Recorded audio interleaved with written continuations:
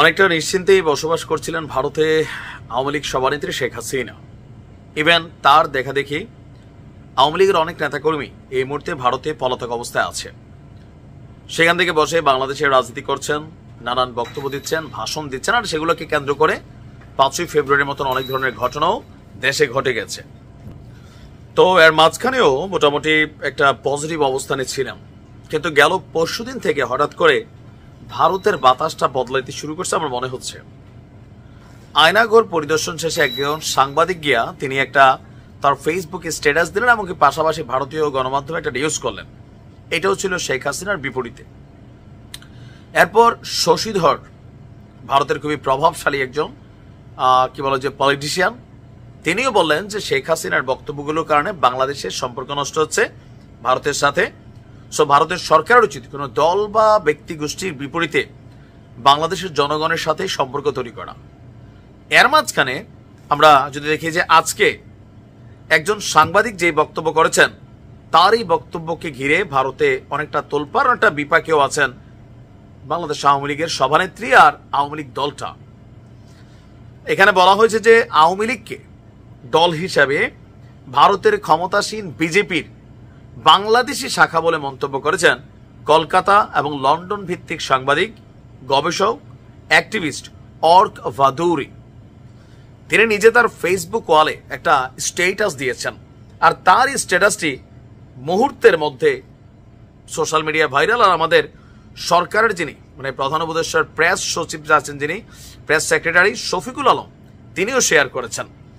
অর্ক ভাদুরির স্ট্যাটাসটা ছিল এরকম যে ভারতের প্রধানমন্ত্রী নরেন্দ্র মোদী আমেরিকায় গিয়েছেন, তাকে স্বাগত জানাতে বাংলাদেশ আওয়ামী লীগের মার্কিন যুক্তরাষ্ট্র শাখা ওয়েলকাম নরেন্দ্র মোদী লেখা ব্যানার নিয়ে জমায়েত করেছে। আওয়ামী লীগ ছাত্রলীগের অফিসিয়াল পেজ এই ভিডিওটি শেয়ার করেছে। ছাত্রলীগের পোস্টটি কমেন্ট সেকশনে আমি শেয়ার করেছি। তিনি বলছেন যে বিজেপি এবং আওয়ামী লীগ এখন আর আলাদা দুটি দল না, আওয়ামী লীগ বর্তমানে বিজেপির বাংলাদেশের শাখা।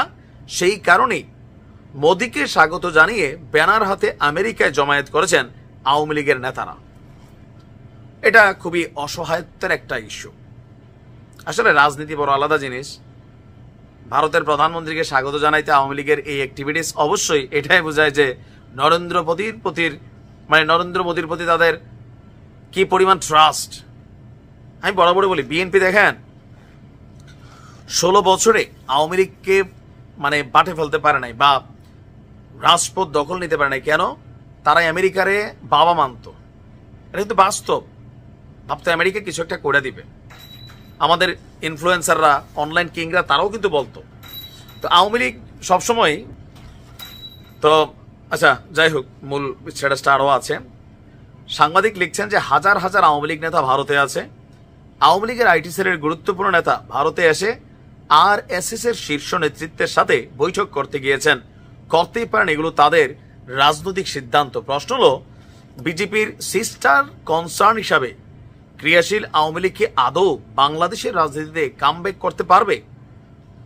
সম্ভবত না। ইউনূস সরকারের বিরুদ্ধে ক্ষোভ আছে, ক্ষোভ আরো বাড়বে, কিন্তু তার সুফল আওয়ামী লীগ ঘরে তুলবে না, তুলবে অন্য রাজনৈতিক শক্তি। জুলাই আগস্টের ঘটনার পর তার বক্তব্য হচ্ছে যে আওয়ামী লীগের বিপদ আরো বাড়ছে। আওয়ামী লীগ নেতা মুজিবনগর সরকারের প্রধানমন্ত্রী তাজউদ্দিনের পুত্র সোহেল তাজ এই বিষয়ে যে পোস্ট করেছে কমেন্ট সেকশনে, এটিও শেয়ার করলাম, আমাদের বড়ি সোহেল ভাই। এই দুরবস্থায় খোলাখুলি নরেন্দ্র মোদীর পক্ষে ব্যানার নিয়ে মিছিল করে আদৌ বিচক্ষণার পরিচয় আওয়ামী লীগ দিছে কিনা? না, দেয় নাই।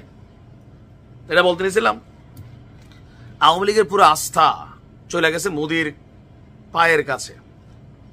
ভারত রাজ ক্ষমতা এনে বসাই দিবে।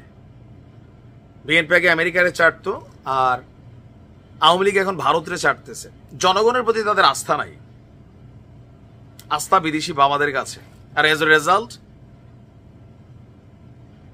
বিএনপি 16 বছর ভুগছে, আওয়ামী লীগও এরকম লম্বা একটা সময় ভুগবে।